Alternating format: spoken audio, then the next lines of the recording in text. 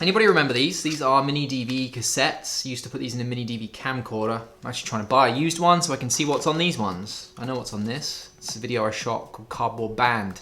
Years and years ago in England with some friends. And to import it to a computer, you'd have to play it in real time on the camcorder, and then you would connect it with a firewire cable to a capture card, record it to your computer from the camcorder in real time. So if you had 60 minutes, which is the max you could record on one of these, if you had 60 minutes of video, it'd take you 60 minutes to import it.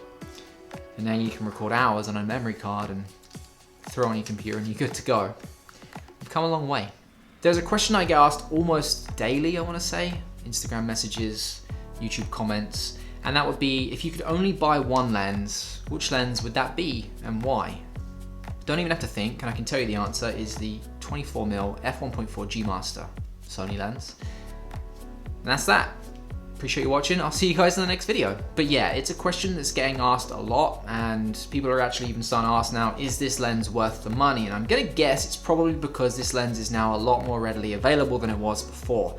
It's in stock at places like B&H, so it's a lot easier to get than it was 6 months ago. So the 24mm G Master is not a cheap lens. It's quite expensive, to be honest with you, but I personally believe it is worth every penny, at least for my style of shooting. I'm gonna go over with you today why I really love this lens, why I think it's personally worth every penny that you pay for it, because let's be honest, it's really not that cheap of a lens. In no particular order, but a bit of a weird one to start with, the Aperture Ring. So if you have a button or a dial assigned, in my case, I have the dial right here on my A7 III assigned to change the aperture.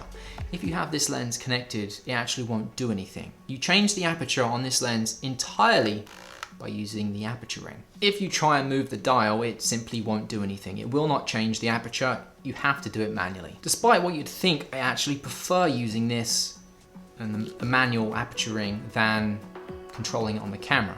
The main reason for that is it doesn't take you away from what you're shooting. So if you are shooting something you need to change the aperture, you don't have to quickly glance down at the screen or in the EVF, spin a dial to change the aperture. It kind of takes you out of what it is that you're filming. You can literally reach around and change the Aperture Ring just by doing it yourself. And I much prefer that. I also love that the Aperture Ring can be declicked. So you have a click on there. I've talked about this before. You turn the click off, this now is a smooth Aperture Ring. Turn the click back on, it clicks. I really like that, and it actually has some practical uses, some things I've talked about before. I actually made an entire video based on this, and I'll pop that up there for you. And then the other ring you have is the focus ring, and I actually feel like this is a little bit different compared to a lot of other focus rings out there. Normally you want a really firm focus ring, and firm is what I would think a good indication of quality. This really isn't that firm. After you've used it a while, it's quite loose, but it feels really nice. It's really hard to describe. It just works really well, and when you're manually focusing, it just feels really nice in the hand. Can't really explain it. You're gonna have to try it out. If you can rent it or go into a shop and try it, I would say you should probably try it because it feels really good. As you probably expect, the build quality of this is insane. It's built very much like a tank. I wouldn't say that I'm hard on my gear, but I wouldn't say I'm easy on my gear. Things are constantly getting thrown in and out of my bag. Things are grinding up against each other. And I've had this now for, I want to say 10 months. I think I got it in February. And there isn't a mark on this. Literally not a single mark on this. Even on the rear element there, there's no scratches, which is kind of incredible because this has gone on and off the camera a lot of times.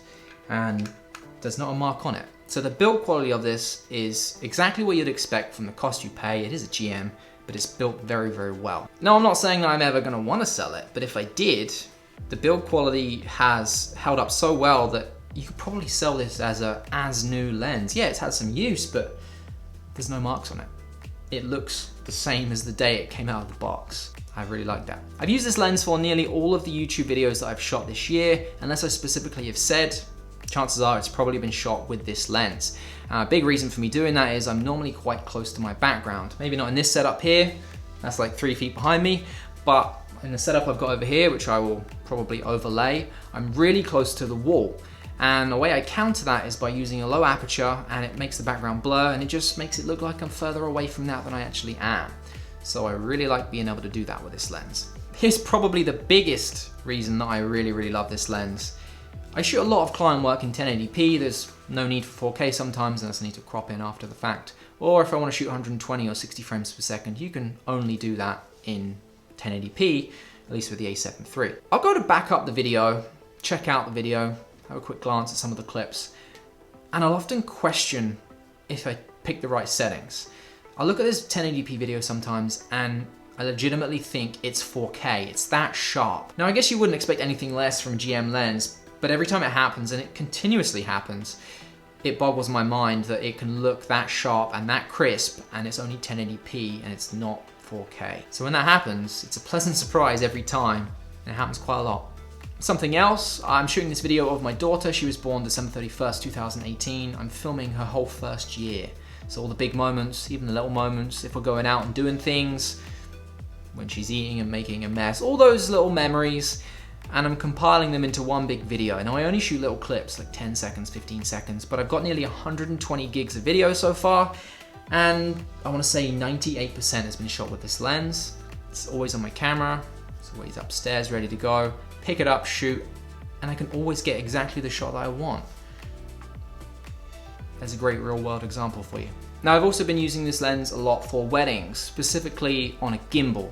And I would say, of all the lenses I've tested out there, this is the lens that's probably the perfect gimbal lens.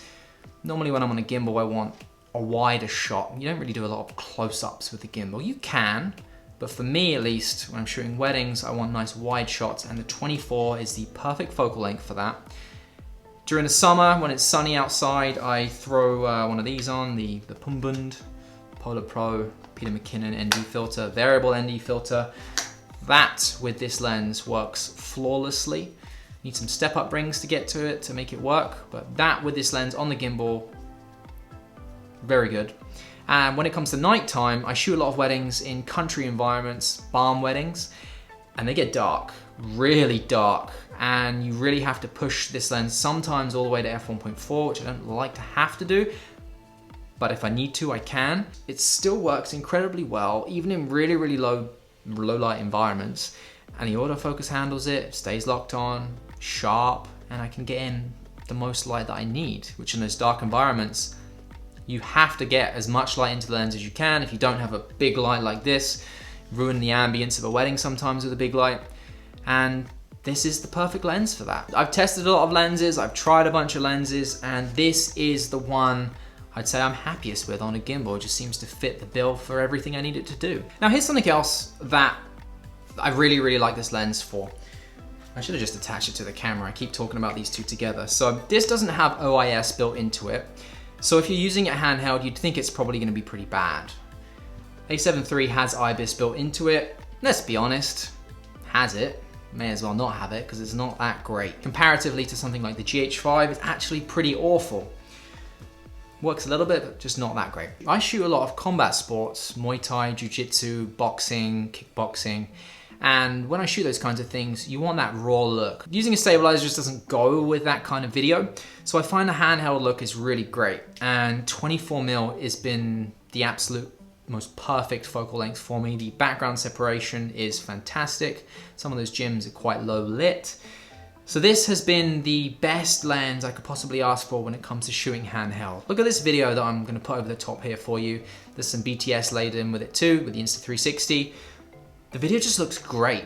And that's handheld. There is no stabilization done to that whatsoever. Straight handheld with the A7 III. Pretty good, right? The nice thing with that look as well is, it doesn't always need to be in focus. If you're shooting handheld for things like that, actually being a little bit out of focus and going into focus, I find it adds to the rawness of it, and I actually quite like that look. That being said, it's really easy to switch to manual as well. You don't have to go into your settings and change it to manual. You literally just flick the switch because it has a manual focus, autofocus switch, which is another great thing about this lens. All lenses should have that on there. It's incredibly useful.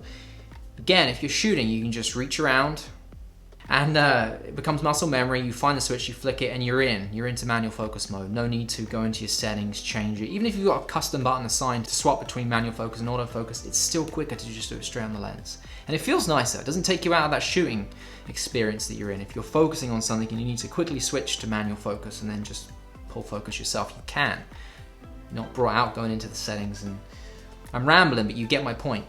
Hopefully. If I'm shooting for fun, not for client work, for YouTube videos, for B-roll, for anything like that, this lens will be on my camera, just ready to go upstairs on the table. I'll pick it up, I'll take it with me, and I don't ever feel like I can't get what I need to get with this lens. I shoot a lot of wide stuff. If you look at my Instagram, it's a lot of wide landscape shots. All 24. Maybe not at f1.4, but all 24. If I need super wide, I'll go 1635 f4 often, but I found the sweet spot is 24.